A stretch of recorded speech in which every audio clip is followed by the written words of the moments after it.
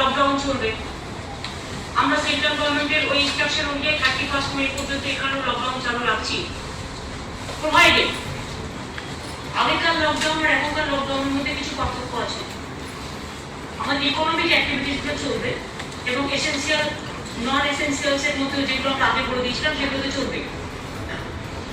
আমরা একটা কাজ করেছি, কন্টেনমেন্ট জোন বলে আমরা একটা জোন করেছি এবং সেটাকে আমরা বুথ ওয়াইজে আরো ছোট করে দেওয়ার জন্য, মানে যাতে লোকে বেশি সুযোগ পায়, বুথ ওয়াইজে শহরে এবং গ্রামে, টাউনেও বুথ ওয়াইজে, ওয়ার্ড নয় বুথ মানে পাড়া, বুথ ওয়াইজে এবং গ্রামে আমরা 3টে ভাগে ভাগ করেছি কন্টেনমেন্ট জোনকে আরো ছোট করে দেওয়ার জন্য।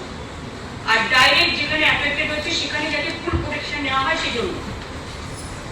একটু ভালো করে শুনবেন যাতে মানুষও জানতে পারে। আমরা কন্টেনমেন্ট জোনকে 3টে ভাগে ভাগ করেছি। আগে যেমন কন্টেনমেন্ট জোন বলতে গেলে পুরো একটা বিরাট এরিয়া নিয়ে করা হতো, ফলে অনেক জায়গায় পুরো বন্ধ থাকতো। এখন সেটা না করে আমরা কি করছি, আমরা কন্টেনমেন্ট জোনটাকে বুথ ওয়াইজ এবং ওয়ার্ড ওয়াইজে 3টে ভাগে ভাগ করেছি। একটা হচ্ছে এর যেটা হচ্ছে অ্যাফেক্টেড জোন, যেখানে করোনা সংক্রমণ হতে পারে বা হয়েছে। এ হচ্ছে অ্যাফেক্টেড জোন। বি হচ্ছে বাফার জোন, পাশাপাশি নজর রাখা, সেখানেও কিছু কিছু চলবে। সি হচ্ছে ক্লিন জোন, অর্থাৎ এখন ম্যাক্সিমাম জিনিসটা সীমাবদ্ধ থাকবে কন্টেনমেন্ট এর মধ্যে, দিকে অনেকটাই খোলা থাকবে, শীত পুরোটাই খোলা থাকবে। আমরা এটা আপনাদের কাছে আমার ক্লিয়ার হয়েছে।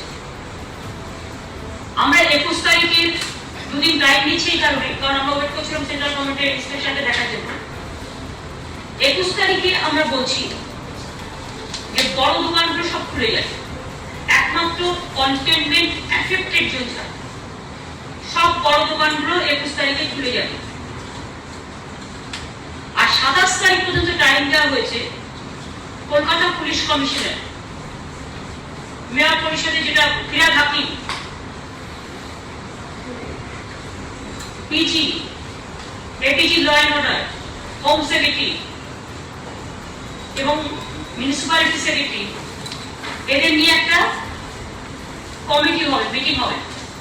তারা ঠিক করবে অল্টারনেটিভ ডে করে যদি হকার্স মার্কেটগুলো আমরা খুলতে পারি, মানে একদিন একজন খুলবে, একটা করে নাম্বারিং দেওয়া হবে, জোর যেদিন থাকবে একদিন খুলবে, আর বিজোর যেদিন থাকবে আরেকজন খুলবে। তাহলে কি হবে, সোশ্যাল ডিস্টেন্সিংটা আমরা মেনটেন করতে পারবো। এটা করতে কয়েকদিন টাইম লাগবে, তাই ওগুলো খুলবে কিন্তু 27 তারিখ থেকে। বড় দোকানগুলো খুলে যাবে সব 21 তারিখ থেকে, বড় মাঝারি ছোট। আর হকার যেগুলো হকারদের মার্কেট আছে বা হকারসরা যেখানে বসে, সেখানে পুলিশ আর কলকাতা কর্পোরেশন, হাওড়া কর্পোরেশন এগুলো কথা বলে একটা প্ল্যান এরা ঠিক করবে মার্কেট কমিটিগুলোকে দিয়ে। সেই জন্য 6 দিন বেশি টাইম নেওয়া হলো, যাতে একটা সংখ্যা দিতে পারে। কারণ যেহেতু পাশাপাশি হকার্স যে এগুলো দোকানগুলো পাশাপাশি একেবারে গায়ে গায়ে, সেহেতু একটাকে বাদ দিয়ে একদিন এ খুললো একদিন বি খুললো, তাহলে কি হবে, একটু অন্তত সোশ্যাল ডিস্টেন্সিং মেনটেন করা যাবে। যেহেতু করোনাটাকেও একেবারে মানে নেগলেক্ট করার দরকার নেই, করোনাটাকেও সিরিয়াসলি নিতে হবে, কিন্তু লোকের উপর যে জীবিকা, যেটা জীবন জীবিকা, সেটাকেও চালু রাখতে হবে। এবং সেক্ষেত্রে স্যানিটাইজেশন, সোশ্যাল স্যানিটাইজেশন করে, সোশ্যালি ডিস্টেন্সিং মেনটেন করে, কোভিড-19 এর ফুল প্রোটেকশন নিয়ে মাস্ক কম্পালসারি, দোকানে গ্লাভস কম্পালসারি, এবং সব মার্কেটে স্যানিটাইজেশন করতে হবে, করে তবে অল্টারনেট ডেতে হকার্সরা দোকান খুলতে পারবে। ফুটপাতের নিচেরাই ফুটপাতের ওপর পর্যন্ত যারা আছে, এটা 27 তারিখ থেকে খুলবে। তার আগে পুলিশ কমিশনার এবং যে কমিটি করে দেওয়া হয়েছে সেই কমিটি বসে একটা করে পাস ইউজ করবে, একটা জোর সংখ্যা, একটা বিজোড় সংখ্যা। জোর সংখ্যা কার নামে, বিজোড় সংখ্যা কার নামে, হকার্স কমিটিগুলোকেও ডেকে নেবে। তাহলে কি হবে, কর্পোরেশনের নিশ্চয়ই একটা রেকর্ড আছে, পুলিশের কাছে একটা রেকর্ড আছে, তাহলে আমরা বুঝতে পারবো কোন দোকানটা কার। এবং নাম্বারিং করে দেবো 1 2 3 4 5 জোরগুলো হবে, বেজেরগুলো হবে না, পরের দিন বেজেরগুলো হবে, জোরগুলো হবে। এটা একটা মানে বের পরিসরে কষ্ট করে। ইন্ডাস্ট্রি প্রাইভেট হোক বা গভর্নমেন্ট হোক 50% চলবে আমরা আপ টু 30%। প্রাইভেট দোকানগুলো প্রাইভেট অফিসগুলো 50%। অর্থাৎ এভরি অল্টারনেটিভ পে। এমনকি যেখানে প্রাইভেট অফিস কিছু মলের ভিতরেও আছে অফিস পারপাসে, সেটা করবে, নট মল কিন্তু অফিস করবে। হোটেল আমরা করতে বলছি সোশ্যাল ডিস্টেন্সিং মেনটেন করি, কারণ হোটেলে কিন্তু আলাদা আলাদা ঘরে থাকে, সুতরাং সোশ্যাল ডিস্টেন্সিংটা মেনটেন হয়। রেস্টুরেন্ট এখনই খুলবে না। ইন্টার ডিস্ট্রিক্ট বাস আমরা চালু করবো 21 তারিখ থেকে, এবং গভর্নমেন্টের যত বাস আছে গভর্নমেন্ট চালু করবে। আর প্রাইভেট যারা তাদের অনুরোধ করবো সোশ্যাল ডিস্টেন্সিং মেনটেন করে যদি চালাতে পারেন প্লিজ চালান দয়া করে। এই সময়টা মানুষকে হেল্প করা আমাদের সবচেয়ে বড় কাজ।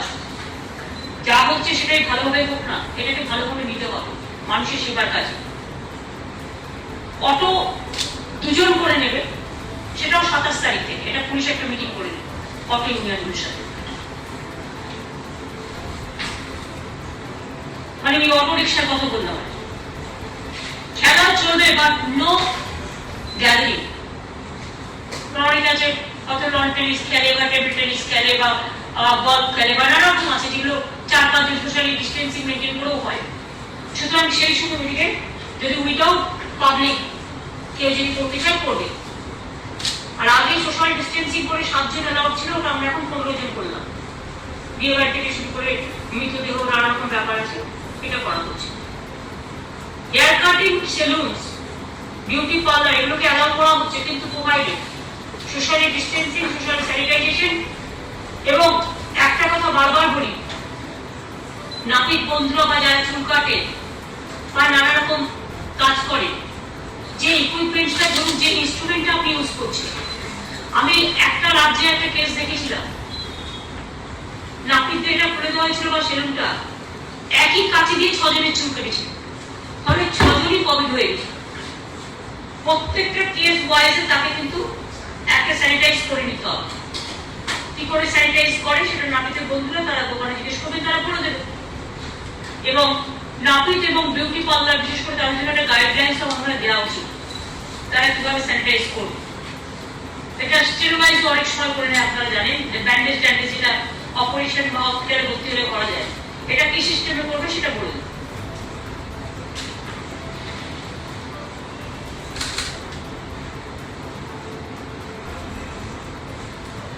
সেন্ট্রাল গভর্নমেন্ট বলছে কারফিউ, অল ইন্ডাস্ট্রি কিন্তু 50% গভর্নমেন্টের সাথে চালু হয়ে গেল অল্টারনেটিভ পে।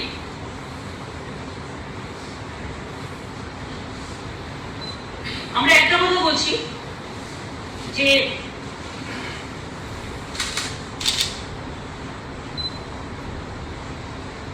সেন্ট্রাল গভর্নমেন্টের ইনস্ট্রাকশন আমি দেখেছি, ওরা বলেছে কারফিউ চলবে সকাল সন্ধ্যে 7টা থেকে সকাল 7টা। কারফিউটা আমরা গাঙ্গাটাঙ্গা বলে বা সিরিয়াস কিছু, এটাও সিরিয়াস নো ডাউট, কিন্তু মানুষকে এত দমবন্ধ করে টেনশনে ভোগানো ঠিক নয়। আমরা 7টা থেকে লকডাউন চলবে, সারাদিনই লকডাউন চলবে, যেভাবে চলছে চলবে। সন্ধ্যে 7টার পরে কেউ বাইরে থাকবেন না, এটা আমাদের কাছে আমাদের অনুরোধ থাকবে। আমরা যাতে কারফিউ আইনটা আপনাদের উপর না বলবৎ হয়, এটা মাথায় রাখবেন। আমরা অফিসিয়ালি কারফিউ ডিক্লেয়ার করছি না, কিন্তু লকডাউন চলবে। কাজে সন্ধ্যে 7টার পরে কেউ বেরোলে বা জমায়েত করলে সেখানে কিন্তু পুলিশ অ্যাকশন নেবে। সেটা যাতে না হয়, আপনাদের মুক্ত মনে মুক্ত বিশ্বাসে আমরা বাড়িতে ভালোভাবে থাকার জন্য আমরা অ্যালাউ করলাম। কারফিউ শব্দটা ঠিক ভালো লাগে না, খুব এমার্জেন্সি ছাড়া কারফিউ আমরা কখনো করি না। কাজে সবাই ভালো থাকবেন, এই জন্যই বলছি মনটা ভালো রাখবেন। এবং পাবলিক আমাদের খুব কোঅপারেশন করেছে, সবাই জনসাধারণ থেকে শুরু করে দোকানদার থেকে শুরু করে স্থানীয় মানুষ সকলে। এবং সামনে ঈদ আছে, আমি সরকার ও ভাই বোনদের ধন্যবাদ জানাই, কৃতজ্ঞতা জানাই, তারা এই রমজান মাসে খুব কোঅপারেশন করেছে। ঈদের সময় প্লিজ দয়া করে করবেন, এবারটা তো জানেন লকডাউন করে দিয়েছে। কাজে আমাদের ইচ্ছে থাকলেও আমরা ঘরে যেভাবে প্রে করি আমরা সেভাবেই করবো। কোনো অ্যাসেম্বলি যেহেতু বারণ করে দিয়েছে সেন্ট্রাল থেকে, লকডাউনে চালিয়ে দিয়েছে, আমি কারফিউ না করেও আপনাদের বলছি যাতে কোনো সম্প্রদায়কে নিয়ে কেউ রাজনীতি করতে না পারে। আসুন আমাদের দায়বদ্ধতা আমরাই পালন করি, যেভাবে আপনারা করছেন আপনাদের অনেক অনেক ধন্যবাদ। দেখুন, পয়লা বৈশাখ আমরা করতে পারি, রমজান মাস আপনারা বাড়িতে বসে করছেন, ঈদও হয়তো আপনাদের বাড়ির মধ্যে করতে হবে। আমি জানি এটা মানা খুব কঠিন, কিন্তু আমি এটাও বিশ্বাস করি আপনারাই পারেন এই অবস্থা থেকে যাতে কেউ কোনো চক্রান্ত করতে না পারে, ষড়যন্ত্র করতে না পারে, বদনাম করতে না পারে, অপপ্রচার করতে না পারে, আর বাংলাকে দোষ দিতে না। সেই জন্য আসুন, আমরা সর্বধর্ম সমন্বয়ের মানুষ, আমরা একত্রিত হয়ে আমি আপনাদের আগামী ঈদ মোবারক, চাঁদ মোবারক জানাচ্ছি। সকলে ভালো থাকুন, সুন্দর থাকুন। আপনাদের ধর্মীয় সম্প্রদায়ের লোকেরাও অনেক দায়িত্বপূর্ণ রেসপন্সিবিলিটি পালন করেছেন। আমি সকলকে আমার মন্দিরের পুরোহিত থেকে শুরু করে, মসজিদের ইমাম থেকে শুরু করে, গুরুদ্বারা, গির্জা থেকে শুরু করে আমি সবাইকে কৃতজ্ঞতা জানাচ্ছি। সকলে ভালো থাকুন, সুস্থ থাকুন। আগামী দিন যাতে এই কয়েকটা দিন কষ্ট করলে যাতে ভালো হয়, তার কারণ হচ্ছে দেখতে পাচ্ছেন আমাদের অনেক লোক বাইরে থেকেও আসছে। আজকে প্রায় বাংলাদেশ থেকে ফ্লাইটে 160 জন এসছে, 70 জন। তাদের কোয়ারেন্টাইন করে রাখা হয়েছে। এর মধ্যে জেনে রাখুন, বাংলায় প্রায় 2 লক্ষ লোক বাসে, ট্রেনে তার উপরে এসে গেছে, 2.5 লক্ষ 3 লক্ষ লোক ইতিমধ্যে। ট্রেনও এসেছে, বাসও এসেছে, প্রচুর। আমি বিভিন্ন রাজনৈতিক দলগুলোকে বলবো, কোঅপারেট করুন। এটা রাজনীতি করার সময় নয়। কেউ কেউ ভাবছেন সস্তা রাজনীতি করার জন্য একে ওটাকে উস্কায়, দয়া করে উস্কাবেন না। কারণ ওটা উস্কাতে গেলে কিন্তু কোভিড-19টাকে, করোনাটাকে উস্কাতে হবে। দেশটাও যেমন আমাদের, রাজ্যটাও আমাদের, গ্রামাঞ্চলগুলো আমাদের, শহরাঞ্চলগুলো আর আমাদের, পাড়াগুলো আমাদের, ক্লাবগুলো আমাদের, সবাইকে ভালো থাকতে হবে। তাই একটা সিস্টেমের মধ্যে আমরা চলছি। বর্ডারে যেই আসুক ইনফরমেশন দিয়ে আসবে, যাতে আমরা আপনাদের খোঁজ খবরগুলো রাখতে পারি। সন্ধ্যে 7টা থেকে সকাল 7টার মধ্যে আসবেন না, কারণ লকডাউন চলবে, যেহেতু সেন্ট্রাল গভর্নমেন্ট কারফিউ করে রেখেছে। আমি ট্রেনের কথা আপনাদের আগে বলেছি, আমাদের ইতিমধ্যে 10টা ট্রেন, কটা এসছে এর মধ্যে? এর মধ্যে 16টা ট্রেন এসে গেছে। এর মধ্যে 16টা ট্রেন আমাদের এসে গেছে। এখন কিন্তু আগে 1200 ছিল, এখন কিন্তু এটা 1600 হয়ে গেছে প্যাসেঞ্জার। কয়েক হাজার ঢুকে গেছে, বাসে, ট্রেনে সবকিছু মিলে প্রায় 2.5-3 লাখ ঢুকে গেছে। এখন ট্রেনে আসলেও তাদের তোমার বাড়ি, তার জেলায় পৌঁছতে হচ্ছে, তাকে একটা হেলথ স্ক্রিনিং করতে হচ্ছে, তাকে মনিটরিং করতে হচ্ছে। কতগুলো আপনারা জানেন জায়গা খুব ভালনারেবল হয়ে গেছে। দিল্লি বলুন, চেন্নাই বলুন, মহারাষ্ট্র বলুন, গুজরাট বলুন, ইউপি বলুন, হরিয়ানা বলুন, ইন্দোর বলুন, এরা সবাই যখন এসব জায়গা থেকে আসছে, একটু বেচারারা খুব মানে কাউকে ঠিক মতো দেখেও। আমাদের এখানে বলতে পারেন একটাও কমপ্লেন নেই। আমরা সবাইকে সাধ্যমতো চেষ্টা করেছি, ভাবিনি আমার বা ওদের, আমরা সবাইকে মনে করি দেশের নাগরিক।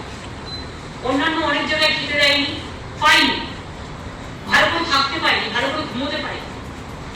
মানে যারা মাইগ্রেন্ট ওয়ার্কার, খুব কষ্ট হয়েছে, অনেকে মারা গেছে। কিন্তু আমি তাদের অনুরোধ করবো ধৈর্য হারাবেন না, একটু ধৈর্য ধরুন। এত লোককে কেউ বলে দিচ্ছে 20 লাখ 25 লাখ, এটা ঠিক নয়। সংখ্যা তো আমাদের কাছেও থাকবে। শুধু বাংলার লোকেরাই সারা ভারতবর্ষে ছিল, আর ভারতবর্ষের কোনো লোক আমাদের এখানে নেই, এটা ভাবা ভুল। আমার এখানেও হিন্দিভাষী লোকের সংখ্যা 40% কম নয়, এটা মাথায় রাখবেন। তারাও তো আমার দেশের কোথাও না কোথাও কোনো প্রান্তের লোক। আমরা সবাই চাই এখানে থাকুক, ভালো থাকুক। এমনি আমাদেরও শ্রমিক যারা আছেন, পরিযায়ী শ্রমিক, সব রাজ্যকেই বলবো, প্লিজ টেক প্রপার কেয়ার। একদিন আমার ঘরের উপর ফেলে দিলে তো একদিন অত লোককে আমি কি করে গ্রামে ঢোকাবো? গ্রামের লোকেদের একটা রেজিস্ট্যান্স হচ্ছে কখনো কখনো। মনে রাখতে হবে, একটা ট্রেন থেকে আসা মানে যদি একদিনে 5টা ট্রেন আসে, তার মানে 10,000 লোক ঢুকলো। এই 10,000 লোককে গ্রামে পৌঁছানো বা জেলায় পৌঁছানোর ক্যাপাসিটি কি? কোভিড লড়বো না আবার ঝড় আসছে, সাইক্লোন লড়বো, কি যেন আমপান না আমপানা, নাকি বাইরে থেকে সব একসাথে এসে ঢুকছে, সব একসাথে তাদের আমি স্ক্রিনিং করবো? কোনটা করতে পারি? রাজ্যটাও কিন্তু ভালো থাকতে হবে। রাজ্যে ভালো যারা বুঝেন তাদের কাছে আমার অনুরোধ থাকবে, গভর্নমেন্টের টাইম দিন প্ল্যানিং করে করতে। এটা আমাদের সবার ব্যাপার। এখন যখন সবাই হুড়মুড় করে একসাথে আসতে চাইছে, ট্রেন। আমরা একটা প্ল্যান করেছি, এভাবে অনেককে আমরা নিয়েও এসেছি। কেউ কেউ ঘোড়া জলে মাছ ধরতে নেমেছেন, প্লিজ দয়া করে নামবেন না।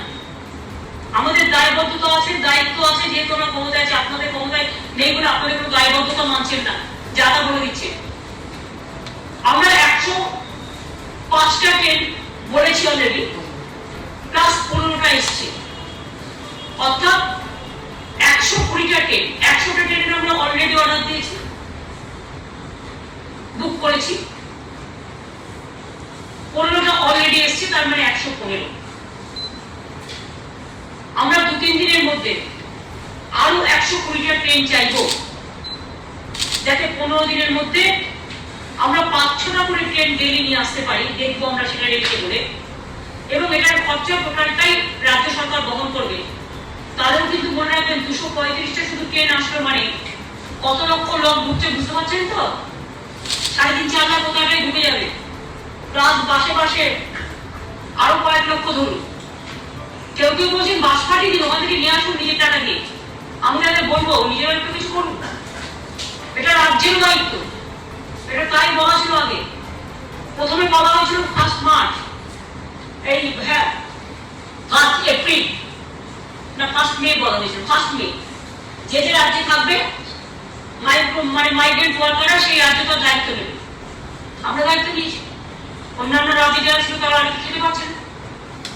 এবং আর একটা দায়িত্ব ছিল, আমার রাজ্য থেকে যদি কেউ যেতে চায় অন্য রাজ্যে, আমি তাকে পৌঁছে দেওয়ার ব্যবস্থা করব। তাহলে অন্য রাজ্যে যারা আছে তাদের আমার রাজ্যে পৌঁছে দেওয়ার দায়িত্ব তাদের। কিন্তু আমরা এটা করছি, অনেকে কিন্তু করছেন না। আমরা কিন্তু ইতিমধ্যে অনেককে পৌঁছে দিয়েছি, এবং মহারাষ্ট্র থেকে রিকোয়েস্ট আছে, আমরা পৌঁছে দেবো, ঠিক করেছি। অন্য রাজ্যগুলোও আমাদের কাছে রিকোয়েস্ট থাকবে যে আমরা তো ট্রেনের টিকিটটাও কেটে দিচ্ছি, বাট আপনারাও একটু চেষ্টা করুন, সহযোগিতার হাত বাড়ানো। সবার কথা বলছি, আমিও যেটা করবো আপনিও সেটা করুন, আপনিও যেটা করবেন আমিও সেটা করবো, কোনো ডিফারেন্স নেই, এই দুসময় কোনো ভেদাভেদ নেই। সুতরাং 235টা ট্রেন আমরা 15-20 দিনের মধ্যে আগে 100টা নিয়ে আমরা প্ল্যান করবো, যাতে রেলওয়ে 15 দিনের মধ্যে এক দিনে 6টা করে ট্রেন ঢোকা মানে প্রায় আমার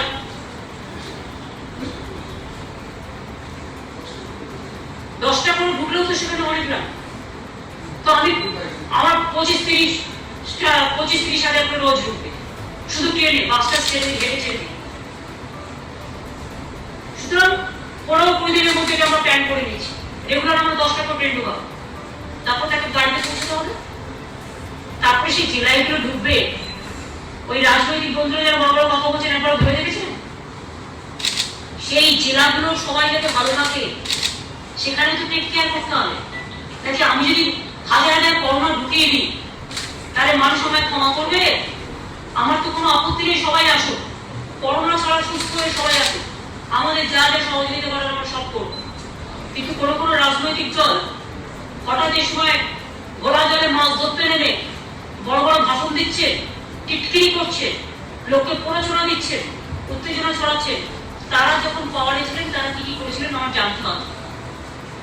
2 হচ্ছে সেন্ট্রাল গভর্নমেন্টও যারা আছে বড় বড় ভাষণ দিচ্ছে, লজ্জা করে না?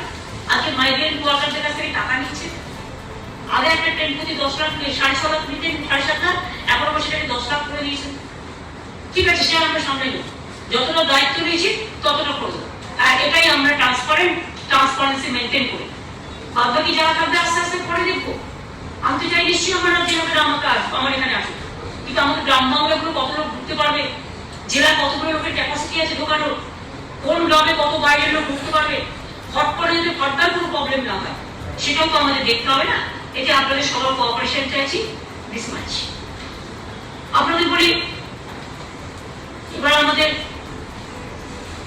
সামনে যে গ্রাম বাংলার ইকোনমিক অ্যাক্টিভিটি শুরু হয়ে গেছে, এবং আরো বেশি করে ইকোনমিক অ্যাক্টিভিটিও আমরা চাই। কলকারখানাও বড় হয়েছে এবং 50% অ্যালাউ করা হয়েছে, এবং এসেন্সিয়াল কমোডিটিস তো অন্য সময়ও চলবে। এসেন্সিয়াল কমোডিটিস আপনারা জানেন, পেরিসেবল গুডস বা ফুডস বা এসেন্সিয়াল কমোডিটি, সেটার জন্য কোনো টাইম নেই। আর সাথে সাথে এই যে একটা আমপান আসছে, একটা দুর্যোগ, কিছুদিন আগে বুলবুল হয়ে গেল। সুতরাং রোজই আমাদের ঘাড়ের ওপর কোভিড নিঃশ্বাস ফেলছে, ওদিকে আমপান নিঃশ্বাস ফেলছে, ওদিকে বাইরে থেকে প্রচুর লোকের যাতায়াত, তার মধ্যে অনেক সিস্টারকে নিয়ে চলে গেছে শুনছি প্রাইভেট হসপিটালে। আরে প্রাইভেট হসপিটাল আমার রাজ্যের হসপিটাল।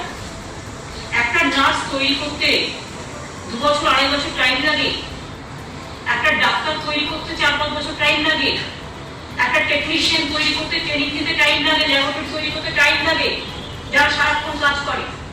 সুতরাং আমরা একটা দেখতে পাচ্ছি যে প্রায় অনেক নার্সকে নিয়ে চলে যাওয়া হয়েছে এই সময়। আমি রাজীব বসিরা চিফ সেক্রেটারিকে বলেছি দরকার হলে যাদের ওখান থেকে নার্স নেওয়া হচ্ছে তাদের সাথে কথা বলে অন্তত প্রাইমারি কাজগুলো করতে পারে এরকম যদি তারা নিতে পারে কিছু লোকাল লোকে, অন্তত মেল নার্সও অ্যালাউ করে দেওয়া হয়েছে, লোকাল ছেলে মেয়েরা যারা অন্তত 7 দিনের শর্ট ট্রেনিংয়ে সার্জিক্যাল দিকে যাবে না, কিন্তু অ্যাটলিস্ট স্যালাইনটা দিতে পারে, এটা যা কাজটা শিখিয়ে দেওয়া, অক্সিজেনটা দিতে পারে, ভেন্টিলেটর পারবে না এখন, অক্সিজেনটা দিয়ে দেওয়া ঠিক আছে, ডাইটাল শুধু হবে না দেখে নিতে হবে কতগুলো সিস্টেম আছে, ধরুন ওষুধটা দেওয়া দেখে, প্রেসক্রিপশন দেখে, ধরুন টাইম টু টাইম তার টেম্পারেচারটা মাপা, এই যে কতগুলো ছোটখাটো কাজও আছে, কিন্তু এটা সিস্টাররাই করে, সিস্টাররা ছাড়া হয় না। যাদের হাতে কিছুই নেই তারা অন্তত 7 দিনের টাইম নিয়ে তারা একটা ট্রেনিং দিয়ে তারা কিছু মেল, এদের নার্স বলা যাবে না, বাট মেল হেল্পার বা মেয়েরা যারা মহিলা হেল্পার, এইভাবে করে তারা একটা যদি ভাবেন, আমার মনে হয় তাকে আমাদের কোনো অসুবিধা নেই। দেখতে হবে যারা সার্জারিতে কাজ করবে বা অন্যান্য জায়গায় সিরিয়াস, সেটা ট্রেন্ড হতে হবে। আর যারা এই ছোট ছোট কাজগুলো করবে সেটা দেখিয়ে দিলে আমার মনে হয় এটা তারা পারবে করতে। ইভেন সাথে সাথে একটা মোবাইল অ্যাপ করবো যে তাদের কি কি কাজ করা উচিত না উচিত সেটাও তাদের একটা ভিডিওতে করবো, যাতে অসুবিধা হলে সে সেটা দেখে নেবে বা সিনিয়রকে জিজ্ঞেস করে দেবে। এই এমার্জেন্সি সিচুয়েশনে এমার্জেন্সি লাইফ যেহেতু 300-350 আমি শুনছি চলে গেছে নার্স বা কাজ করবে কি করে হসপিটালে, বেলভিউ তো আমরা কাজ করাচ্ছি, আমরা কাজ করাচ্ছি, আমরা সরকার থেকে নিয়েছি, আমরা টাকা দিচ্ছি এর জন্য, দিশানু আমরা নিয়েছি। সুতরাং ইভেন কেপিসি মেডিকেল কলেজে আমরা নিতে যাচ্ছি, কাল থেকে শুরু হয়ে যাবে সম্ভবত। সুতরাং এই নার্সিংহোমগুলো প্রাইভেট বলেই, প্রাইভেট শুধু বললে চলবে না, এরা আমাদের সাথে কাজ করছে আগে কাজে কাজ নেই। সুতরাং তাদের সমস্যাটাও সমাধান করার আমাদের সবাইকে দেখতে হবে। আমরা যেমন নার্স, টেকনিশিয়ান, হেলথ ওয়ার্কার যত বাকি ছিল এখানে তাদের আমি নিয়ে এসেছি। আরেকটা আছে অনেকে তুমি রিটায়ার করেছে, আমাদের গভর্নমেন্টে যেমন আমরা নিয়ে নিয়েছি, এরকম মনে করুন যদি এখন কেউ নার্সের কাজ করতে বা টেকনিশিয়ানের কাজ করতে হয়তো রিটায়ার করে চলে গেছে কিন্তু এখন ফ্রি আছে, তারাও যদি অ্যাপিল করে, তাদের তো একটা ট্রেনিং দেওয়া আছে, দেয়ার এক্সপিরিয়েন্স, তারা এটা অ্যাপিল করতে পারে এবং তাদের প্রাইভেটও নিতে পারে, গভর্নমেন্টও নিতে পারে, যেখানে আমার সুযোগ আছে। কাজটা মোট কথা সবাইকেই করতে হবে। এবার আপনাদের বলি, মাইগ্রেন্ট ওয়ার্কারদের যাদের আমরা নিয়ে আসছি তাদের টোটাল ফ্যাক্টটাই আমরা দিয়ে দিচ্ছি, যাতে মাইগ্রেন্ট ওয়ার্কারদের কাছে না নেওয়া হয়। আর আপনারা কালকে আমাকে অনেকে জিজ্ঞেস করেছিলেন যে এত 4 দিন ধরে এত বিবৃতি হলো। আমি আগে মানুষকে বলবো, সাধারণ মানুষকে নিজের কেয়ার প্লিজ নিজে নিন। আমি রিল্যাক্সেশন পেয়ে গেছি বলেই আমি পাশাপাশি দাঁড়াবো, এটা দয়া করে করবেন না, হাত জোর করবেন। মনে রাখবেন মাস্ক খুলছে, এখন বলবেন আপনাদের কাছে বসেছে সবাই মাস্ক পরে আছে বলে আমি তাই কথা বলছি বলে আমি একটু খুললাম, কিন্তু কথা বললেও আমি কিন্তু পরে ওটা করতে পারি, কোনো অসুবিধা নেই। দেখুন আমি কথা বললেও করতে পারছি, কোনো অসুবিধা নেই, এটা অভ্যাস করতে হবে। মাস্ক পরা মানে হচ্ছে one must respect the other, একজন আরেকজনকে রেসপেক্ট দেওয়ার জন্য এই মাস্কটা পরা উচিত। কারণ আমি যখন মাস্কটা পরলাম, আমি আমার নাক মুখটাকে আমি যখন প্রোটেক্ট করলাম, আমার পাশে যারা আছে তারাও প্রোটেক্টেড হলো। 2 হচ্ছে গ্লাভস, জিনিসপত্র যারা বিক্রি করে এটা ওটা সেটা চুচ্ছে, এই ক্ষেত্রে গ্লাভসটা পরা উচিত। তার কারণ হাতে হাতে যাতে টাচ হয়ে কিছু না আসে। আর গ্লাভস পরলেও কিন্তু যদি ধুয়ে দেওয়া গ্লাভস পরা যায় সবচেয়ে ভালো হয়। কিছু আছে গ্লাভস প্ল্যান ইউজ, যেটা হচ্ছে ইউজ অ্যান্ড থ্রো, ওটা ধরুন রোজ কিনলেন, রোজ কেটে দিলেন, সেটা আলাদা। কিন্তু কিছু গ্লাভস আছে যেগুলো কটনের আমরা তৈরি করতে পারি, যেটা রেগুলারে করতে হবে। কারণ করোনা ডিজিজটা এমন যে আপনি একসাথে একসাথে 6 ঘন্টা পরে একটা পরে খাবার পরে যদি আপনি কেচে না দেন, স্যানিটাইজ না করেন, কোথাও কোথাও কোনো কোনো ক্ষেত্রে প্রবলেম হতে পারে। আমাকে ভুল বুঝবেন না সাধারণ মানুষ, আমি যেহেতু শুনেছি আমি কিছু শুনলে বলে দিই আপনাদের। এটা আমার এক্সপার্টদের কাছে শোনা নয় বা কোনো অফিসারদের কাছে শোনা নয়, আমি কিছু কাগজপত্র ঘেটে যা পেয়েছি। কেউ কেউ বলছেন, আমি গৃহস্থলীদের জন্য বলছি, কেউ কেউ বলছেন ধরুন আমরা বাজার করলাম, সেই বাজারের ব্যাগটা এনে আমি রাখলাম, রেখে সেই ব্যাগ থেকে আমি মাছ বের করলাম বা ফল বের করলাম বা তরকারি বের করলাম, পরে সঙ্গে সঙ্গে রান্না করে দিলাম। এটা সবাই বলছে অনেকেই, যে বাজার করে আসার পরে ওটা আলাদা রেখে দিন ব্যাগটা কোনো খোলা জায়গায় বা খালি জায়গায়। 6 ঘন্টা পরে ওই মাছটা বা ফলটা বা সবজিটা ভালো করে ধুয়ে দিন।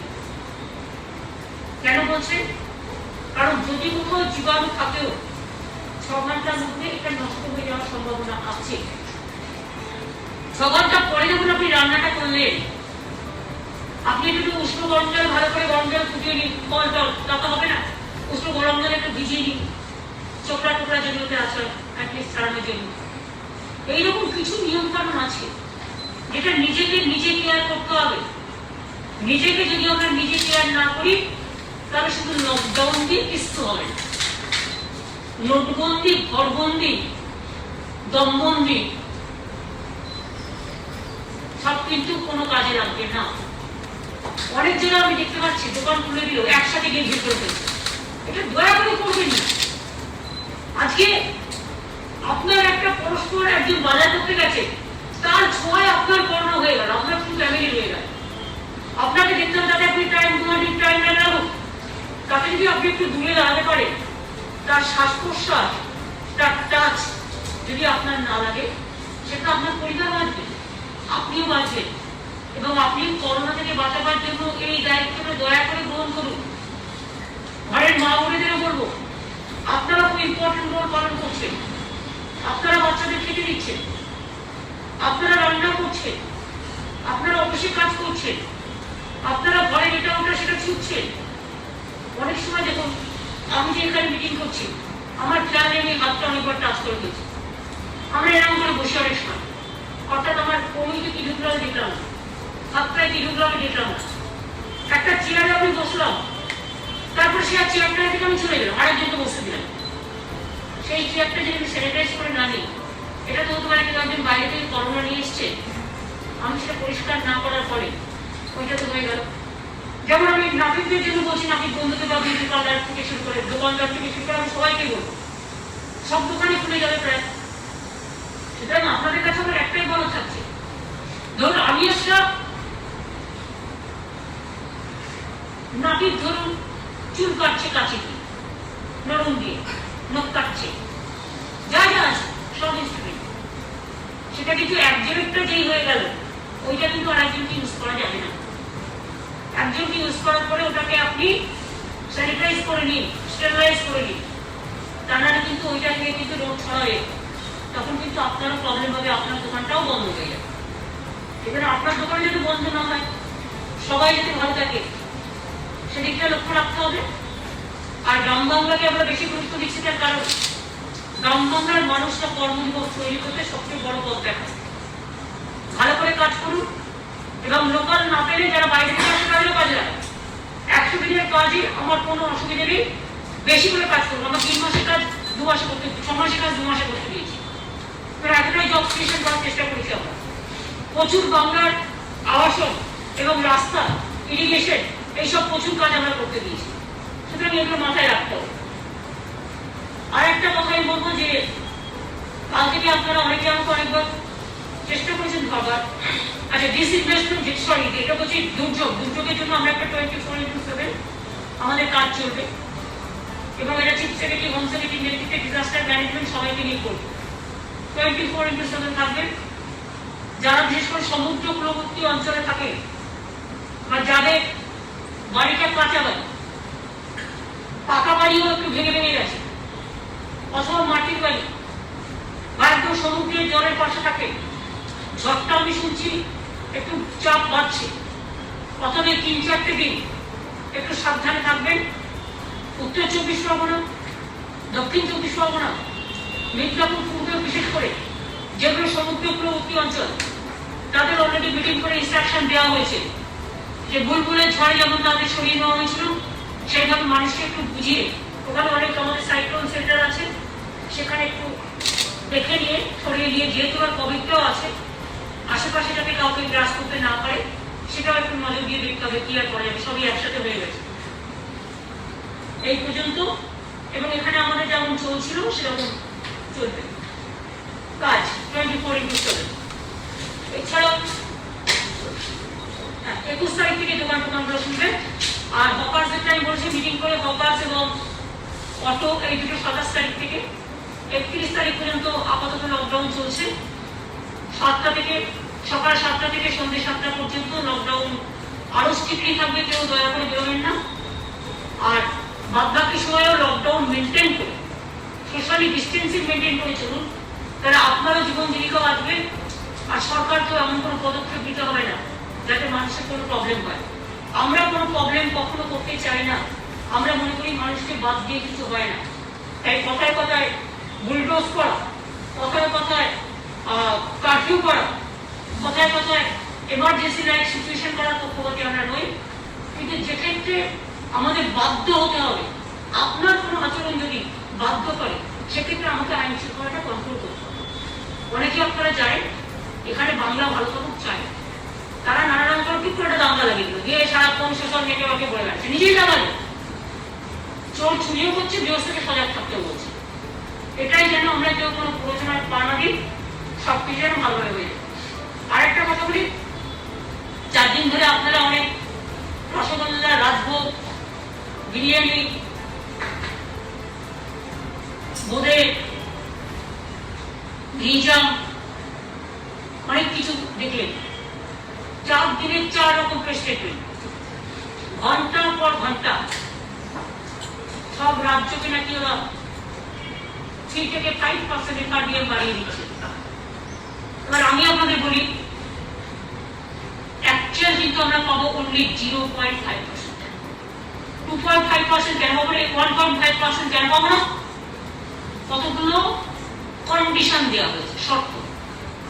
সেই শর্তগুলো যদি আমি মানি, তাহলে আমার রাজ্যের ফেডারেল সিস্টেম চলে যাবে। আর যদি আমি না মানি, তাহলে আমি পাবো না। আমি মনে করি বেটার মাথা নত না করে, চিত্ত যেটা ভয় শূন্য, মাথা উঁচু করে চলা। রাজ্য সরকারের কাজে অহেতুক ইন্টারফেয়ার করা। এই সময় অনেকে দেখেছেন অনেক রাজ্যে পেট্রোলের দাম, পেট্রোলের উপর ট্যাক্স বসিয়েছে, আমরা তো করি। অনেক স্টেট যারা ভাষণ দিচ্ছে তাদের স্টেটেরও 25% স্যালারি কেটেছে গভর্নমেন্টের, কোথাও 50% ডিএ ফ্রি। তারপরে কোথাও কোথাও আমরা শুনছি মাসে 1 দিন করে মাইনে, মানে 12 মাসে মাইনে কাটবে, 12 মাসে 1 মাসে মাইনে কাটবে। আমরা কিন্তু একটাও এভাবে কোনো সিদ্ধান্ত নিইনি যা মানুষের বিপক্ষে যাবে। কিন্তু তার মধ্যে যদি আমার বলে তোমার পাওয়ারটা, বিদ্যুৎটা আমি সব নিয়ে নেবো আমার কন্ট্রোলে, রাজ্যের হাতে কিছু থাকবে না, আমি বলবো পারবো, আমার টাকা চাই না তোমাদের এই লোকটা। আমার যদি বলা হয় তুমি এক্ষুনি লোকের উপর ট্যাক্স নিয়ে ওই আরবান ট্যাক্সটা বাড়াও, কলকাতা শহরের উপর, হাওড়া শহরের উপর, সব মিউনিসিপ্যালিটি এরিয়া, আমি বলবো পারবো। তৃতীয়ত আমায় যদি বলা হয় যে ডেটা দিতে হবে তাদের, তার কারণ তারা ছবি দিয়ে পাঠাবে আর তাদের প্রতীক দিয়ে পাঠাবে, তাই আমাকে তাদের কথা মতো মেনে নিয়ে আমাকে পিডিএসটাও দিলে দিতে হবে, পারবো না। যতক্ষণ থাকবো, যতদিন থাকবো, মানুষের বিরুদ্ধে করে আমি ক্ষমতা চাই না। মানুষের সাথে থেকে যে ক্ষমতা লাভবান হয়, আমি সেই ক্ষমতা করতে, আমি মানবিক বুক নিয়ে রাজনীতি করি। আমি ইলেকশনের সময় একরকম আর ইলেকশনের বাইরে একরকম, এটা আমরা করি না। এবং সেই জন্য আপনাদের কাছে বলছি যে ওটা আরেকটা অশ্বডিম্ব, 4 দিনে 4টে বড় জিরো, এই বিগ জিরো, কিছু নাই। না আছে রাজভোগ, না আছে রসগোল্লা, না আছে জিলিপি, আছে শুধু কাজ করা। এই হচ্ছে আমার ওপিনিয়ন, এটা আমি আপনাদের বলে দিলাম, কারণ এটা নিয়ে যা বলা হয়েছে টোটাল টাইম। আর সবচেয়ে প্রবলেম কি, আজকের দিনে প্রিন্ট মিডিয়াতে আপনারা লেখেন না সেভাবে, কোনটা সত্য আর কোনটা মিথ্যে, কারণ কন্ট্রোল করা হয়। ফলে মিথ্যেটাই জনগণের কাছে সত্য হিসেবে আপনারা অনেকেই প্রতিষ্ঠিত করেন, ন্যাশনাল চ্যানেলগুলো তো করেই, সারাক্ষণ করে যাচ্ছে। সুতরাং ন্যাশনাল পেপারও অনেকেই করে, জনগণের কথা তো কাউকে বলতে হবে নাকি, আর কোনটা অন্যায় কোনটা নাই সেটাও বলতে হবে। কাজে আমাদের ভাগ্যে কোভিড-19 যে দুর্যোগ তা সামলাতে কিচ্ছু পাইনি, এটাই আপনাদের বলি, এটাই আমার সর্বশেষ। আমি 3টে কোশ্চেনের উত্তর দেবো, সবাইকে নো, অনলি 3% আমি উত্তর দেবো। দিদি বলবো, দিদি আমি চন্দ্রপ্রভু আনন্দবাজার পত্রিকা। কেন্দ্র তো কিছু দেয়নি, উপরন্তু বুলবুলের টাকাটাও পুরোটা পাওয়া যায়নি বলে শোনা যাচ্ছে। আপনি কি কাইন্ডলি বলবেন যে বুলবুল বাবদ কত টাকা দিয়েছে কেন্দ্র এখনো পর্যন্ত? কারণ আরেকটা ঘূর্ণিঝড় আসতে চলেছে, সাংঘাতিক বিপর্যয় হতে পারে আশঙ্কা রয়েছে। তো এই পরিস্থিতিতে রাজ্য ওরা কি করছে, ওরা বলেছে তোমাদের কাছে ডিজাস্টারের একটা ফান্ড স্টেটের কাছে থাকে অলওয়েজ। আগে যেটা হচ্ছে ডিজাস্টার হলো, এটা কিন্তু আগে একবার দিনের বছর, সেই টাকাটা থেকেও বলছে তুমি অন্য কাজ করো। তো ডিজাস্টার হলে যাবো করতে, এই যে বলেছে মাইগ্রেন্ট ওখান থেকে দেবে, ওখান থেকে দেবে থেকে একটা পারপাসে একটা টাকা আছে। ধরুন আপনি আপনার একটা ঘরে যদি ঘরটা আপনি থাকেন, আপনাকে যদি বলো ওই ঘরটা ছেড়ে 6 মাসের জন্য, তো 6 মাসের জন্য আপনি কি ওটা নিজে ছেড়ে দিয়ে নিজের রাস্তায় থাকবেন, আপনার থাকতে দেবেন নাকি? হয়। সুতরাং এগুলো চিরকালই হয়, আমি এখনই এটা নিয়ে কিছু বলবো না। দিদি আমি রফিক ওয়াল থেকে বলছি। আমি ডিজিটালের উত্তর দেবো না, এখানে দেওয়ার সময় ডিজিটাল তারা আমাকে বলেছে যে একটা বললে অন্যরা আছে তারা উত্তর চায়, সুতরাং একজনকে আমি বলবো না, কারণ তুমি কিন্তু যে সাংবাদিক হিসেবে এখানে ছেড়ে যেতে পারে সেটাই তুমি এখন নেই। আমি যখন বলবো ডিজিটালকে সবাইকে বলবো, আমি একজনকে দুটার করবো। দিদি মনীষ চৈতন্য সিএন নিউজ, সেটা হচ্ছে যে এই যে 52,000 কোটি টাকা দিদি জানা আছে, সেটা তোমাদের দুজনের মনে অ্যাপ্লিকেশন নবান্নে নেই সম্ভবত, তোমরা হয় করিয়ে নিও, তাহলে ডিজিটালের জন্য করলে সবাইকে অ্যাপ্লিকেশন নিয়ে আসবে। দিদি জমা আছে কমিটি মিটিং, দিদি কমিটি মিটিং হয় জমা আছে। দিদি আমার একটা রিকোয়েস্ট দিদি, দিদি আমার একটা রিকোয়েস্ট দিদি, আমি রফিক বলছি, আপনার কাছে একটা অনুরোধ। সেটা হচ্ছে ডিজিটাল মিডিয়া তো এখনো পর্যন্ত কার্ড পায় না, কিন্তু গত বছর পর্যন্ত পর্যন্ত আমাদের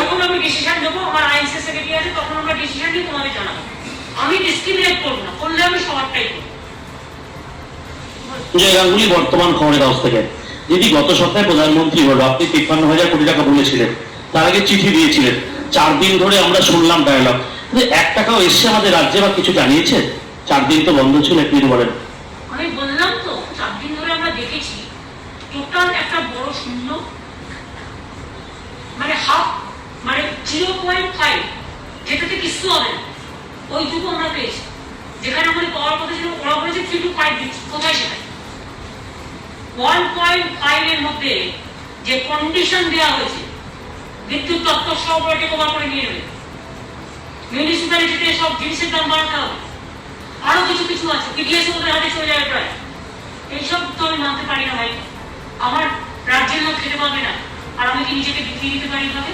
তাই বললাম তো 3 to 5 যেটা আমরা বলেছিলাম বারবার, আমি নিজেই বলেছিলাম, টুইট করেছিলাম, সেটার দিকে তো বুঝলাম যে একটা একটুখানি অন্তত কনসিডার করেছি, সেটাও নেই 0.5। Can you imagine? দিদি দীপ্তিমান বলছিলাম কলকাতা টিভি থেকে। কিছুদিন আগে হু একটা রিপোর্ট দিয়েছে যে ভারতবর্ষের 5টি রাজ্য, মহারাষ্ট্র, গুজরাট, তামিলনাড়ু, দিল্লি ও রাজস্থান, এই রাজ্যগুলোর অবস্থা সব থেকে খারাপ, এবং যে শহরগুলোর নাম বলেছে সেখানেও পশ্চিমবাংলার বা কোনো শহরের নাম নেই। কিন্তু দেখা যাচ্ছে কেন্দ্রীয় সরকার বারবার যে দল পাঠাচ্ছে সেটা এই রাজ্যেই দল পাঠাচ্ছে, তার মানে কি এটা নিয়ে পুরো রাজনীতি করছে? কি বলবো? কখনো কখনো জানেন তো সব জানতে হয়, শুনতে হয়, বুঝতে হয়, আর অপেক্ষা করতে হয়। নানা রকম ভাবে বাংলাকে বঞ্চনা করা, বাংলার বিরুদ্ধে অভিযোগ করা, এটা একটা নিত্য নৈমিত্তিক কাজ হয়ে গেছে। এবং আমি মনে করি সব রাজ্য ভালো থাকুক, বাংলাও ভালো থাকুক, যেখানে যার প্রয়োজন তাকে সেটা সাহায্য করা উচিত বলে বলি। আমি তো সলিডারিটি জানাচ্ছি সব রাজ্যের প্রতি, কিন্তু central government must give their solidarity to Bengal also.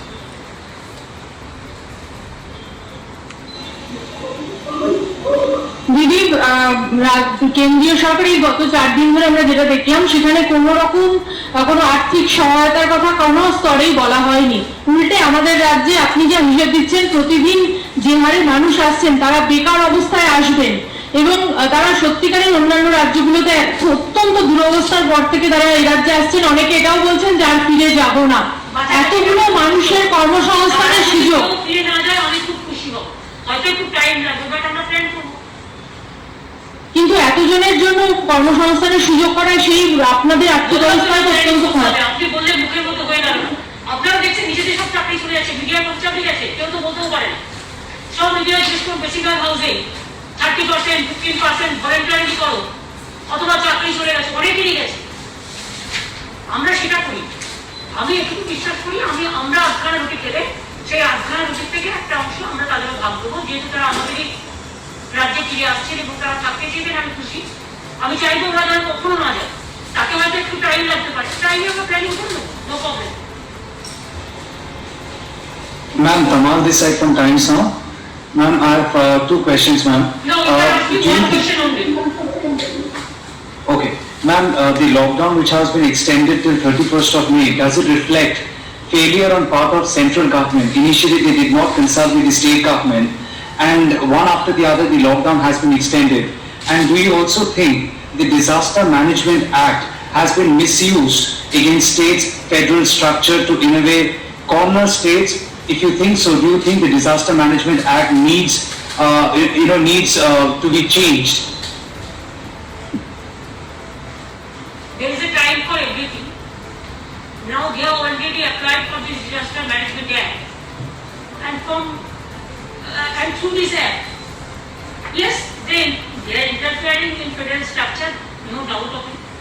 But let us watch the situation. Then only I will tell you when the situation will come.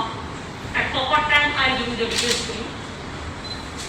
And lockdown, yes, we obey the guidelines of the central government, but state have their own power also, their own limitation also, their own jurisdiction also, and law and order is a state structure. So state can also implement their own activity. So we are trying our best to see that corona should not attack us politically. Ma'am, this is Shaurik from ANI. Ma'am, approximately can you please tell what is the total number of people being evacuated from the coastal area due to cyclone, and total number of ILA centers being made, because this time the operation will be a bit tougher because social distancing should be maintained to put all the people into the ILA center? That in disaster, you have to see, if there is a fire, then everybody is to save their life first. That is the priority.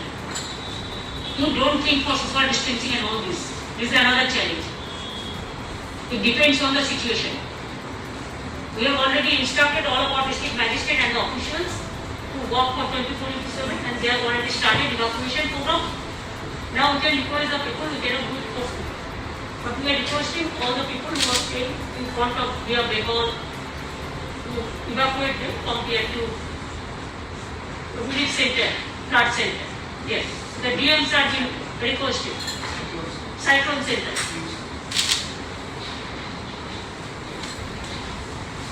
Now we have 3 types of emergency. One is COVID-19. Second is migrant workers, they are coming on. Because I have to give the buses for reaching their district. Number 3 is cyclone. These 3. Let us see who is more powerful. But I believe that at the end of the day, people is more powerful. With the blessings of people and Dua and Ashirwad, স্নেহ ভালোবাসা, আমরা জিতবো, এটা আমি বলবো। Thank you, Monish. Now তুমি এটা কথা বলো। তোমার একটা অপশন। আমার একটা ছিল। রেশন করে শুনেছেন বলো। তোমাদের কার্ডগুলো দিদি হ্যাঁ দিদি, একটা আপনার কাছে অনুরোধ, যতদিন না এই কার্ড সিস্টেমে আসছে আমাকে এখানে আসার অনুমতি আপনি দিন। এটা আমি করতে পারবো না, তোমাদের অ্যাপ্লিকেশন কমিটি আছে, প্লিজ টক টু বিশ্ব মজুমদারের নামে, স্যার। আমি ইন্টারফেয়ার করব আচ্ছা। তোমাদের কমিটিতে, তুমি ওদের সাথে কথা বলো। হ্যাঁ, ওটা ঠিক আছে। আচ্ছা দিদি, যেটা বলতে চাইছিলাম সেটা হচ্ছে যে এই যে এতগুলো টাকা পাওনা আছে আমাদের রাজ্যে, এই কোভিডে এখনো পর্যন্ত কিছু দেওয়া হয়নি, 4 দিন ধরে প্রেস কনফারেন্সে কিছুই হলো না আলটিমেটলি। তাহলে এই মুহূর্তে এটাকে আপনি কিভাবে দেখবেন? এটাকে রাজনীতি নাকি কেন্দ্রের বঞ্চনা আমাদের রাজ্যে? এটা প্রেস কনফারেন্সে যা বলা হচ্ছে তো পাবলিসিটি পেয়েছে। তোমরা তো সারাক্ষণ 2 ঘন্টা 3 ঘন্টা 4 ঘন্টা, তোমাদের তো কিছু খবর নাই, তোমরা সারাক্ষণ ওইটাই করে যাচ্ছ। তারপর যে সিরিয়ালগুলোর পপুলারিটি বেড়েছে। দিদি আশাপুর বলছিলাম যে আপনি যখন রাজ্যের প্রাপ্য মর্যাদার কথা বারবার বলছেন, যুক্তরাষ্ট্রীয় কাঠামো রক্ষা করার কথা বলছেন, তখন আজকেও যে দিল্লিতে অমিত শাহর যে বৈঠক হয়েছে আমপান নিয়ে, তাতে রেসিডেন্ট কমিশনারকে ডাকা হয়েছে এবং আমরা যেটা জানতে পারলাম সেক্ষেত্রে রাজ্যকে অগোচরে রেখে অন্ধকারে রেখে এটা করা হয়েছে। এটাকে আপনি কিভাবে দেখছেন? অ্যাকচুয়ালি আমরা ইনফরমেশনটা পেয়েছি, তার কারণ হচ্ছে আমিও কিছু জানি না, সিএসও কিছু জানি না। নিয়ম হচ্ছে যদি রাজ্যের কোনো সরকারের কোনো অফিসারকে ডাকতে হয়, সেটা ফুল সেক্রেটারি, চিফ সেক্রেটারি ডাকতে হয়। চিফ সেক্রেটারি হোম সেক্রেটারি অনেক সময় আমার সাথে আলোচনা করে। কিন্তু আমি যখন দেখলাম যে একটা মিটিং হচ্ছে, ডিজাস্টারের meeting is okay, that is not the problem, কিন্তু প্রোটোকল মেনে এটা করা হয়। যেটা হচ্ছে যে তোমাকে একটা সিস্টেম মেনটেন করতে হবে।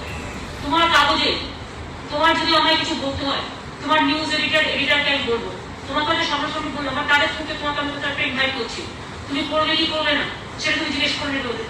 সেরকম স্টেটেও মনে রাখতে হবে চিফ সেক্রেটারি আছে, হোম সেক্রেটারি আছে, চিফ মিনিস্টার আছে। Neither is been asked.